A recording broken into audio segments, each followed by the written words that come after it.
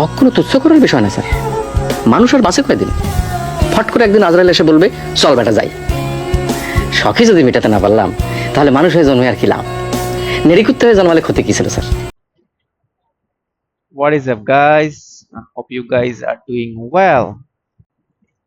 বাকের ভাইয়ের কথাটা আসলে অনেক ক্ষেত্রেই সত্য। আমাদের মতো যারা মধ্যবিত্ত ফ্যামিলির ছেলেপেলেরা আছি তাদের ক্ষেত্রে অনেকটাই এই কথাটা খাটে। তবে আমার একটা অপিনিয়ন আছে এই কথার মধ্যে। স্বপ্ন পূরণ করতে হবে, স্বপ্ন একটা না একটা সময় পূরণ করতে হবে, তা না হলে আসলে আমাদের মধ্যে একটা আহ না পাওয়ার আকাঙ্ক্ষা থেকে যায় আসলে। তবে আমরা যারা মধ্যবিত্ত ফ্যামিলির ছেলেপেলেরা আছি, তারা আমাদের এই স্বপ্ন পূরণ করার জন্য মা বাবার উপর একটা প্রেসার ক্রিয়েট করি। তার উপর বাবা মা মাঝে মাঝে ত্যক্ত হয়ে যায়, একটা সময় ত্যক্ত হয়ে কিছু করতে না পেরে তখন আসলে আমাদের এই স্বপ্নগুলা ফুলফিল করে দেয়। বাট এইখানেই আসলে বড় ঝামেলাটা। ঝামেলাটা হচ্ছে গিয়ে আমরা যখন আমাদের টিনেজ পার করে ফেলে, আমাদের যখন অ্যাডাল্ট এজ শুরু হয়ে যায়, 18+ হয়ে যায়, তখন কিন্তু আহ আমাদের উচিত আমাদের স্বপ্নগুলা আমরা পূরণ করা। এটার কারণ হচ্ছে গিয়ে যখন আমরা একটা ছেলে 18 বছরের ঊর্ধ্বে হয়ে যায়, তখন কিন্তু বেশিরভাগ ডিসিশন মেকিং বলেন, তাদের কোনো একটা আহ চাওয়া পাওয়া, তারা কিন্তু বেশিরভাগ সময় নিজেরা করার ট্রাই করে। সবকিছু সেলফ অপিনিয়ন হয়ে যায়, মা বাবার উপর কিন্তু খুব একটা দায়ভার থাকে না তখন। তো 18+ ছেলেপেলেরা তখন চিন্তা করে যে আমরা সব আমরাই করব, মা বাবার কোনো অধিকার নাই আমাদের উপর চাপ খাটানোর। কিন্তু একটা জিনিস খেয়াল করছেন কি, ছোটখাটো যে স্বপ্নগুলো আমরা পূরণ করতে চাই, প্রথমে কিন্তু গিয়ে আমরা মা বাবাকেই বলি। অনেকে আছেন মা বাবাকে প্রেসার ক্রিয়েট করি। তো এই জিনিসটা ভাবেন না যে আমাদের ফ্রিডমের ক্ষেত্রে আমরা ঠিক আছি, আমরা 18+ একদম উড়াই দিব সবকিছু। কিন্তু চাওয়া পাওয়ার ক্ষেত্রে কেন মা বাবা? এটা কি মাথায় আসে না যে আমরা 18+ হয়েছি, তার মানে আমাদের দায়িত্ববোধটা, আমাদের যে চাওয়া পাওয়া আমাদেরই মিটাইতে হবে। এটা আমাদের বোধগম্য হওয়া উচিত 18+ পরে, আশা করি। কারণ হচ্ছে গিয়ে একটা সময় মা বাবার বয়স হয়, মা বাবার ইনকামের সোর্স আস্তে আস্তে কমতে থাকে। আমাদের এই জিনিসটা বোঝা উচিত। আমরা তো বড় হই, বড় হইলে কি হইছে, কিন্তু মা বাবার উপর একটা চাপ সব সময় রাখি। কেন রাখতে হবে কেন আমাদেরকে? এই স্বপ্নগুলা উচিত আমাদের নিজেদের পূরণ করা। আমার কথাটা এখানেই, যে মরার আগে সব স্বপ্ন আমরা একদম পূরণ করে যাব, সব চাওয়া পাওয়া একদম পূরণ করে যাব, কিন্তু নিজেদের টাকায়।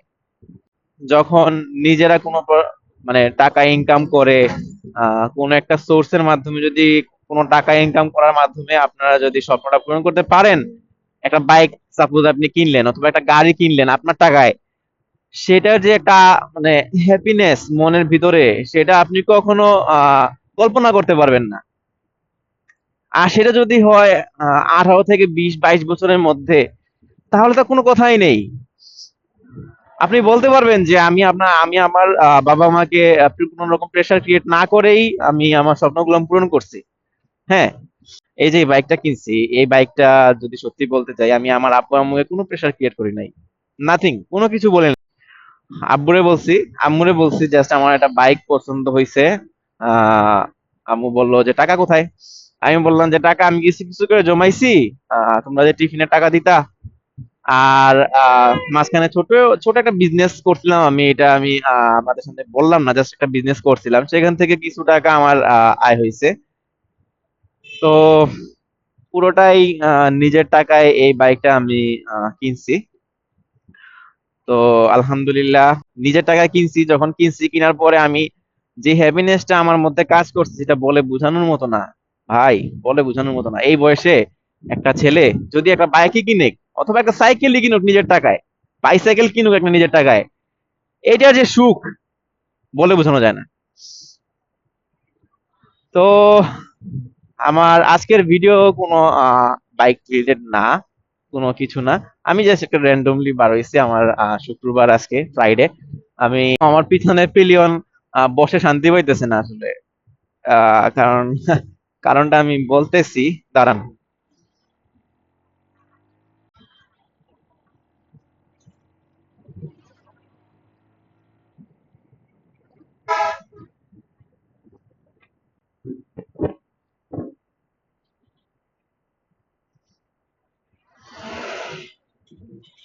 আরে বাতাস, যদিও এখানে রোদ, তাও আহ নদীর একটা হালকা বাতাস আসতেছে, এর কারণে অনেকটা ভালো লাগতেছে। তো এখানে ফ্রি টাইম হলে মাঝে মাঝে আসি আমি, এইসব বসে থাকি, ভাল লাগে না। তো এখানে সিনারিওটা দেখেন, সেই একটা সিনারিও।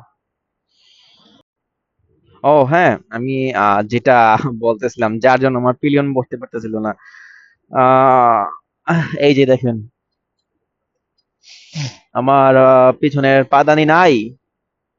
কিভাবে নাই হইলো? আহ জুম্মার সময় জাস্ট বাইকটা মুছা বাই করছিলাম, বাইক করে রাখা ঘাড় লক করে গেছিলাম নামাজে। নামাজ থেকে আইসা দেখি 俺はもう死んでいる。何 একটা নিলি কেন ভাই, দুইটাই নিয়ে যেতি। একটা রাখছোস, একটা নিছোস কেন? মানে ওর মনে হয় বাইকের একটা নাই ছিল, এই জন্য নিয়ে গেছে একটা।